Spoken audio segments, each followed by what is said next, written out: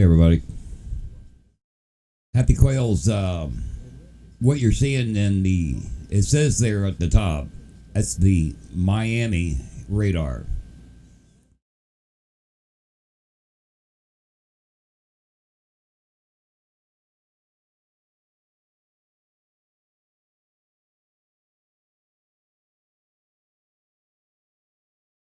Those are the little storms that are being pushed out ahead of the hurricane that's been hitting the east coast of Florida.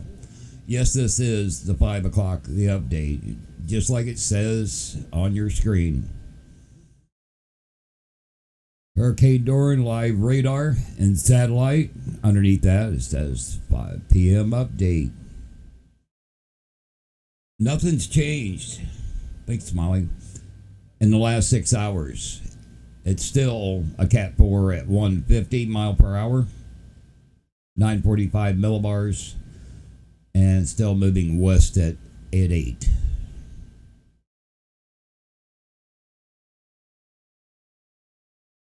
Yeah, that radar image, that's Florida on the left, and those are the Bahama Islands on the northern end. They're on the right side of the radar. If you look real close, you'll see little storm cells peppering across there. It's still over 200 miles away from the Bahama Islands and around 400 miles away from Florida. Now, the only thing that has changed, and let me switch here to my screen. Hey, everybody.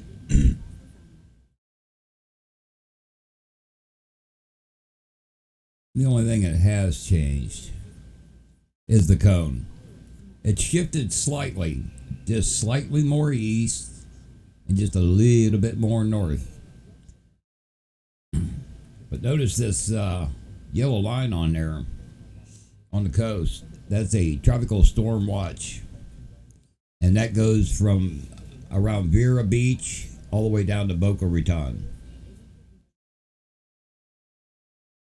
Not a big change in the cone, except for the center line is a little bit further away from the coast. Hey, Jen. So Nathan's is down there in where that tropical storm watch is. Yeah, good deal.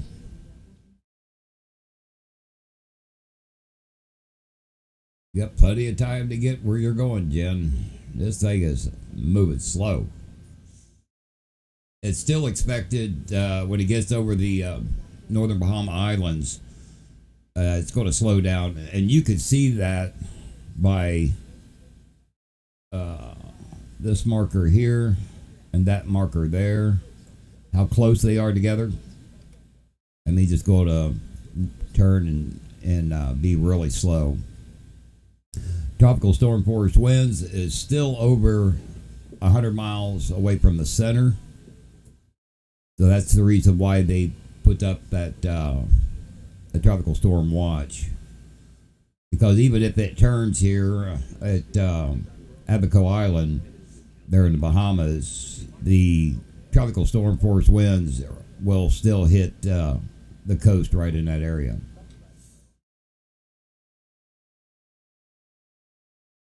And let's check the models. I don't think anything's changed since my last broadcast.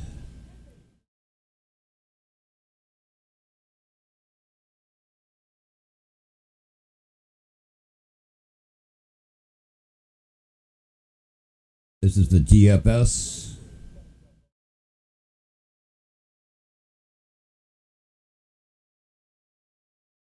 Comes close to the coast. Skirts the Georgia, South Carolina, and goes out to sea.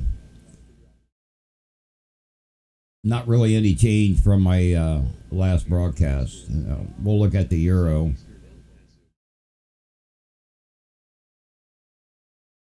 Pretty much the same thing. I'll back this Euro up. A little bit further out to sea, it looks like, away from the coast.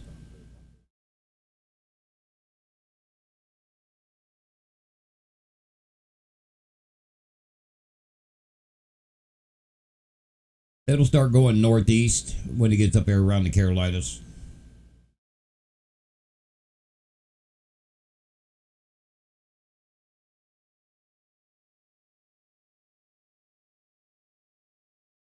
I'll play it for you again. Look at it out here at the bottom. He ends up turning and going northeast. I'm hoping for some better information for my 11 o'clock broadcast tonight, because there hasn't been any hurricane hunters out there in it in the last 6 hours. Yeah, there's a little area to watch. I think it's got 60% chance forming in the next 5 days. It's way out there. They keep changing the percentage on it. It really looks terrible. It doesn't look all that good. So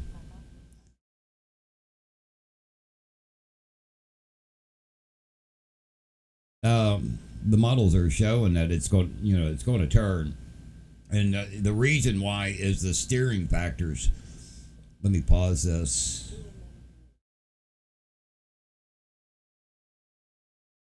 And what has kept it going west towards Florida was this high pressure. Is that high pressure right there? That was keeping it pushed down, and the rotation around that high was shoving it towards Florida. Well, watch what happens. The high disappears.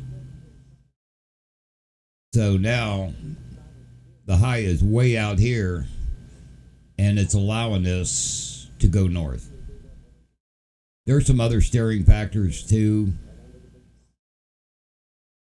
that's kind of pushing it that way as well. There's also a front down through here that's kind of pulling it, tugging it towards it. So between the high disappearing and it's being tugged north, that's the reason why it's making that turn.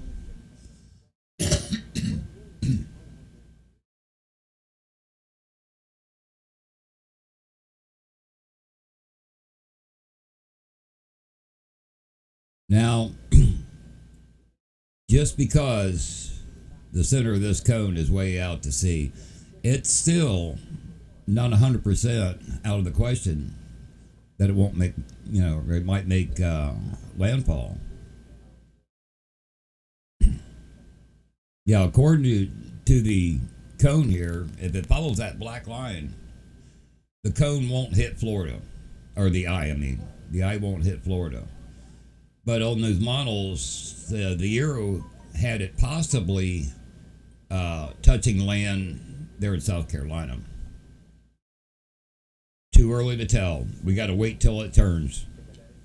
If it turns. It may not turn. There's been other hurricanes that Irma was one.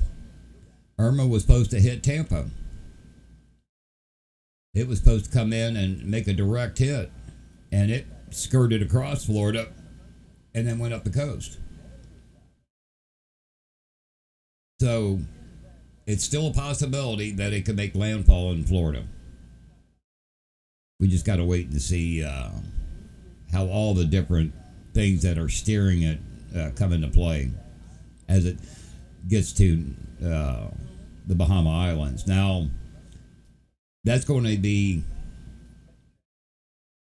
its second landfall, because it hit the Virgin Islands first. I'm not going to worry too much about what's going to happen right now, because when it gets to the Bahama Islands, it's going to slow down to about 2 miles an hour. As it makes that turn, they slow way down. So we'll have to wait and see what happens when it gets over those islands. Those islands are going to get hammered. When it gets down to 2 miles per hour with those kind of winds, they're still showing 145 mile per hour winds right there over those islands. So it's 150 now, by the way. If you ain't watching the ticker. So I'm not going to get too involved with where and when and if it's going to hit until it gets over those islands. Now, those islands will be feeling the tropical storm force winds sometime in the morning.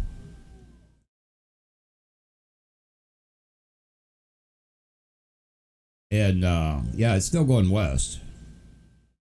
But they'll actually get hammered sometime late tomorrow night into Monday morning. At that point, we'll see if this thing's going to turn or possibly come inland.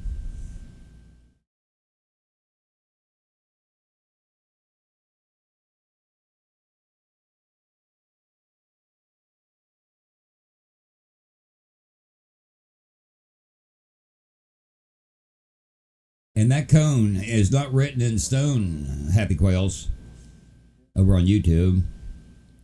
That's where it could possibly, the center of it could possibly go.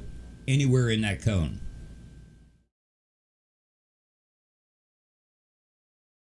No, I do not.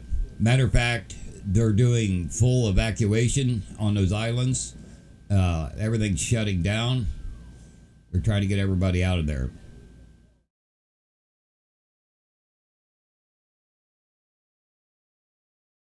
But the center of that could go anywhere in that cone. It may not even stay in the cone. It didn't stay in the cone a few days ago when it hit the Virgin Islands. The cone had it going over Puerto Rico. So we just got to wait and see. You know, it's going to hit the Bahamas next. They're at Freeport, Nassau, Abaco. Abaco's really in the direct path. So at that point, we'll start getting a better idea where it's going to go.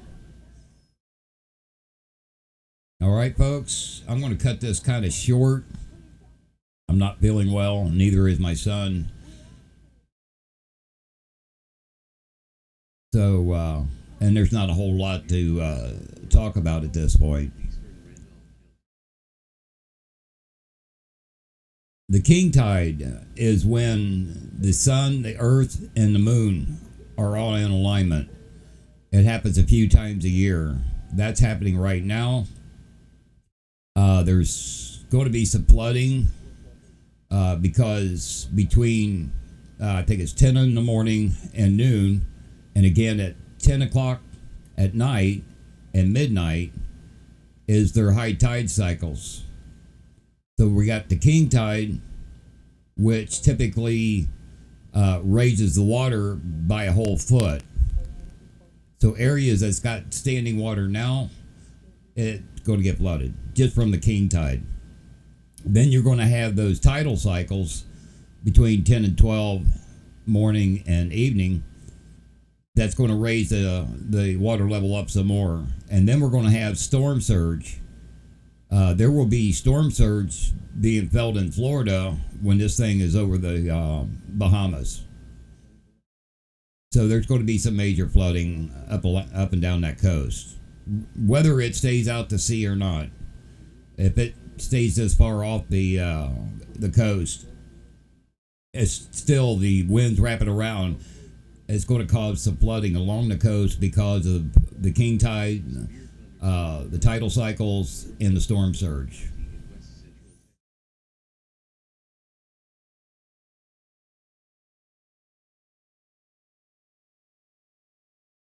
Hey, no problem. Anything else real quick? Again, there on your screen is the latest information.